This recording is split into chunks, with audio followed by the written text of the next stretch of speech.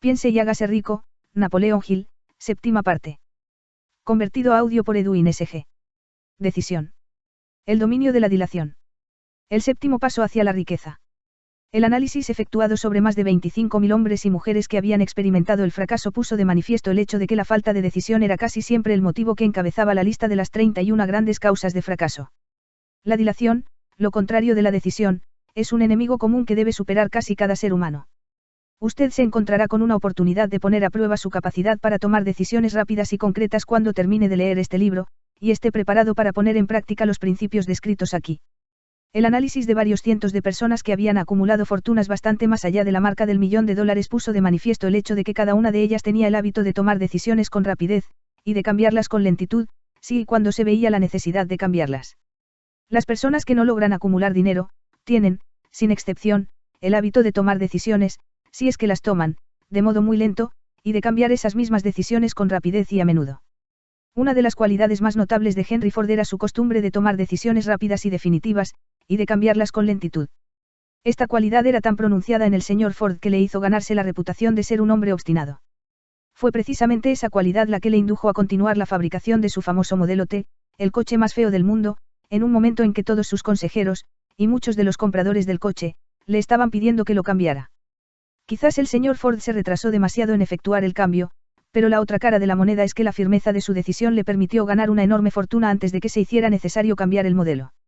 No cabe la menor duda de que la costumbre del señor Ford de tomar decisiones definitivas llegó a asumir la proporción de la obstinación, pero esa misma cualidad es preferible a la lentitud cuando llega la hora de tomar decisiones, y a la rapidez a la hora de cambiarlas. Consejo sobre la toma de sus propias decisiones. La gran mayoría de la gente que no logra acumular dinero suficiente para cubrir sus necesidades suele verse, por lo general, fácilmente influida por las opiniones de los demás. Esas personas permiten que los periódicos y las murmuraciones de los vecinos afecten a sus ideas. Las opiniones son los bienes más baratos que existen sobre la tierra. Todo el mundo tiene un montón de opiniones preparadas para comunicárselas a cualquiera que se muestre dispuesto a aceptarlas. Si usted se deja influir por las opiniones cuando se trata de tomar decisiones, no tendrá éxito en ninguna empresa, y mucho menos en la de transformar su propio deseo en dinero. Si usted permite que las opiniones de los demás 10 influyan, llegará a no tener deseos propios. Cuando empiece a poner en práctica los principios descritos en este libro, guíese por su propio consejo, tome sus propias decisiones y aténgase a ellas. No confíe en nadie más que en los miembros de su equipo de trabajo, y asegúrese de haberlos escogido bien, eligiendo solo a aquellos que estén en completa armonía con su propósito y que muestren simpatía por él. A menudo, los amigos íntimos y los parientes le ponen obstáculos a uno por medio de opiniones, aunque esa no sea su intención. A veces lo hacen incluso a través del ridículo, con la pretensión de que sea humorístico. Hay miles de mujeres y hombres que sufren de complejos de inferioridad durante toda la vida, debido precisamente a que alguna persona bien intencionada pero ignorante destruyó su confianza en sí mismos mediante las opiniones, o ridículo. Usted dispone de un cerebro y de una mente propios. Utilícelos y tome sus propias decisiones.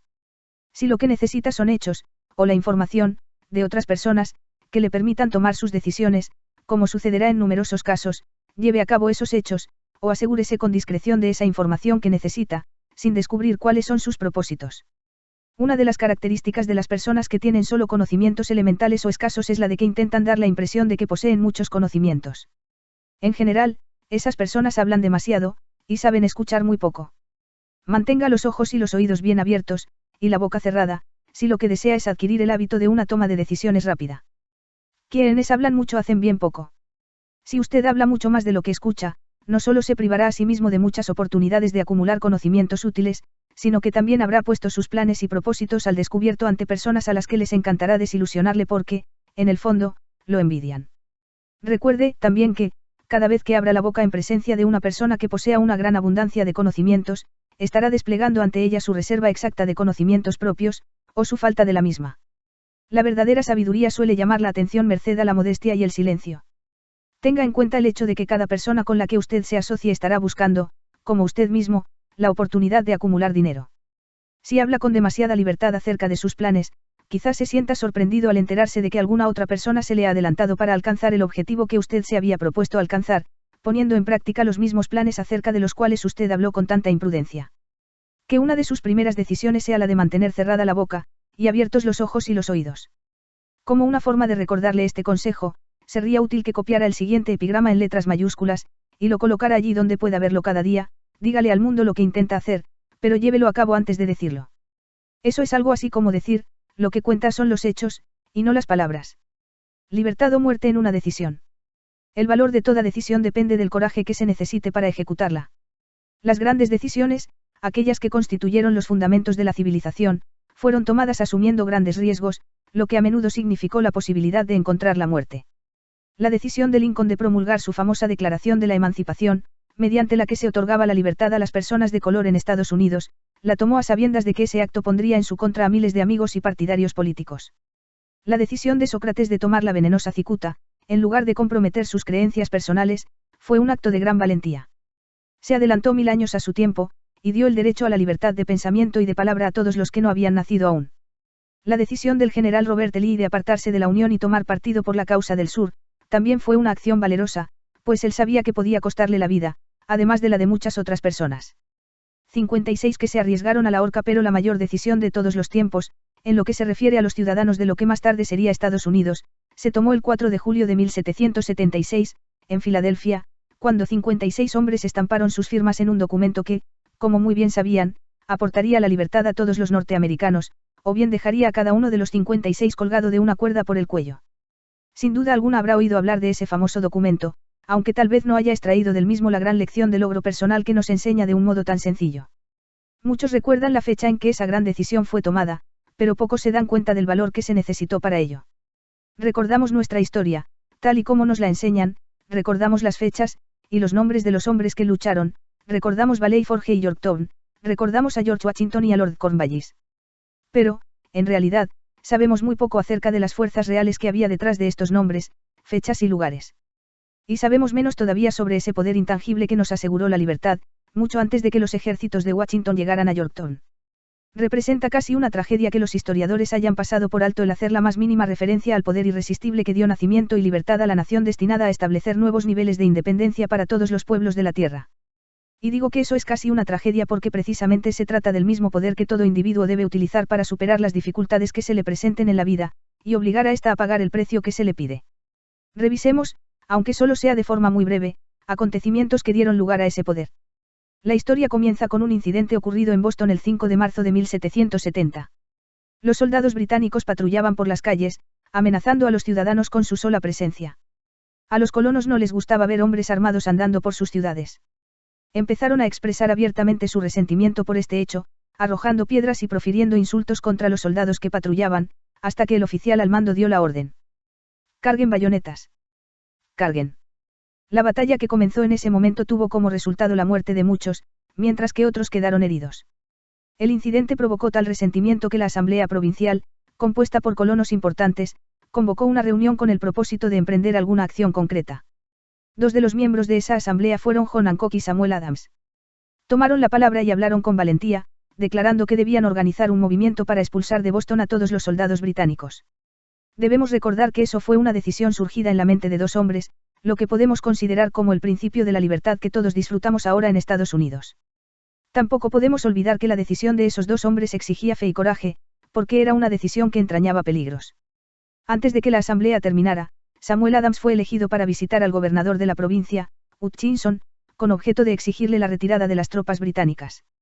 La petición fue aceptada, y los soldados se retiraron de Boston, pero el incidente no quedó zanjado por ello. Había provocado una situación cuyo desenlace estaría destinado a cambiar el rumbo de toda una civilización. Organización de un equipo de trabajo. Richard Henry Lee adquirió un papel importante en esa historia. Él y Samuel Adams se comunicaban entre sí con frecuencia, por correspondencia, compartiendo temores y esperanzas acerca del bienestar del pueblo en sus provincias respectivas. A raíz de esta práctica, Adams concibió la idea de que un intercambio mutuo de cartas entre las 13 colonias podría ayudar a producir la coordinación de esfuerzos que tanto necesitaban en relación con la solución de sus problemas. 2 años después del enfrentamiento con los soldados británicos en Boston, en marzo de 1772, Adams presentó esta idea ante la Asamblea, en forma de una moción para que se estableciera un comité de correspondencia entre las colonias, que contara con corresponsales nombrados en cada una de las colonias, con el propósito de una cooperación amistosa para la mejora de las colonias de la América Británica. Eso constituyó el principio de la organización de un poder mucho más amplio destinado a conseguir la libertad para todos los colonos y sus descendientes. De ese modo se organizó el equipo de trabajo. Estaba compuesto por Adams, Lee y Hancock. El comité de correspondencia fue organizado. Los ciudadanos de las colonias habían estado desarrollando una desorganizada oposición física contra los soldados británicos, a través de incidentes similares a los tumultos de Boston, pero de todo ello no se había derivado ventaja alguna. Sus agravios individuales no habían sido consolidados bajo un equipo de trabajo. Ningún grupo de individuos tenía puestos sus corazones, mentes, almas y cuerpos juntos en una decisión concreta para solucionar de una vez por todas su dificultad con los británicos, hasta que Adams, Hancock y Lee se pusieron a trabajar juntos. Mientras tanto, los británicos tampoco permanecieron de brazos cruzados. También ellos se dedicaron a efectuar alguna planificación y a formar equipos de trabajo propios, con la ventaja de contar con el apoyo del dinero y de un ejército organizado. Una decisión que cambió la historia. La corona nombró a Gage para sustituir a Hutchinson como gobernador de Massachusetts. Uno de los primeros actos del nuevo gobernador consistió en llamar a Samuel Adams por mediación de un mensajero, con el propósito de intentar detener su oposición, merced al temor. Comprenderemos mucho mejor el espíritu de lo que sucedió si citamos la conversación mantenida entre el coronel Fenton, el mensajero enviado por Gage, y el propio Adams. Coronel Fenton, he sido autorizado por el gobernador Gage para asegurarle, señor Adams, que el gobernador ha sido dotado de amplios poderes para conferirle a usted tantos beneficios como le sean satisfactorios. Intento de ganarse a Adams con la promesa de sobornos, con la condición de que abandone usted su oposición a las medidas del gobierno. El gobernador le aconseja que no continúe disgustando a su majestad. Su conducta le hace acreedor a los castigos previstos en una ley de Enrique VIII, por la que se puede enviar a Inglaterra a las personas para que allí sean juzgadas por traición, o encarceladas, por traición, a discreción del gobernador de una provincia. Pero si usted cambia su línea política no solo obtendrá grandes ventajas personales, sino que también estará en paz con el rey. Samuel Adams tenía que escoger entre dos decisiones, cesar en su oposición, y recibir recompensas personales por ello, o continuar, y correr el riesgo de ser ahorcado.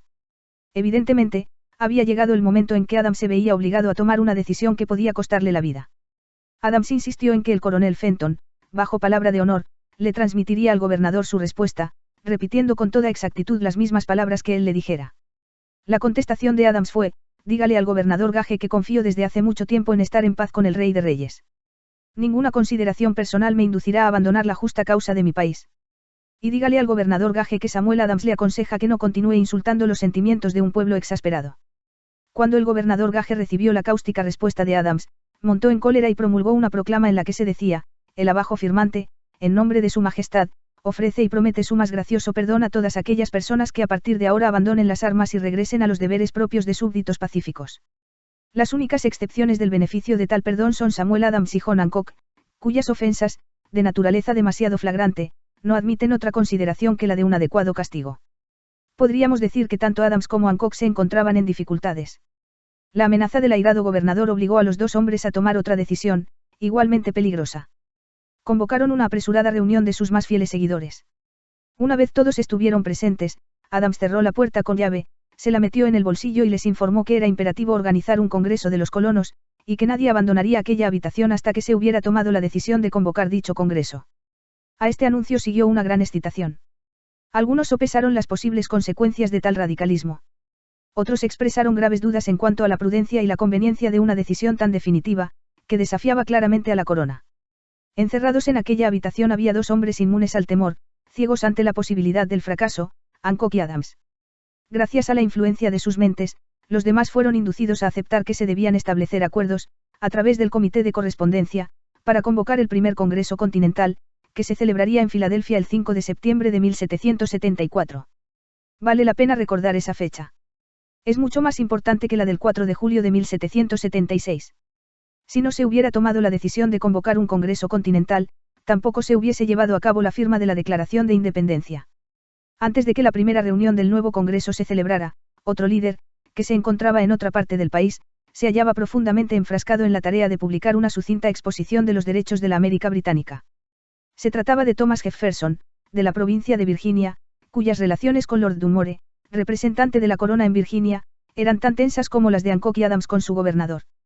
Poco después de que se publicara su cinta exposición de los derechos, Jefferson fue informado de que había la orden de perseguirlo por alta traición contra el gobierno de su majestad.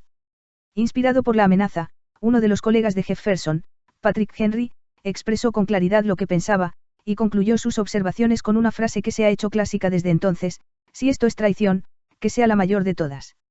Fueron hombres como estos los que, sin poder, sin autoridad, sin ejército y sin dinero, tomaron asiento en una solemne consideración del destino de las colonias, dando inicio así a la apertura del primer Congreso Continental, que continuaron celebrando cada 2 años, hasta que, el 7 de junio de 1776, Richard Henry Lee se levantó, se dirigió a la presidencia y, ante el asombro de la Asamblea, presentó la siguiente moción. Caballeros, presento la moción de que estas colonias unidas son, y deben ser por derecho, estados libres e independientes, absueltos de toda alianza con la corona británica, y que toda conexión política entre ellos y el país del Reino Unido está disuelta, y así debe quedar. La decisión más trascendental jamás escrita sobre papel.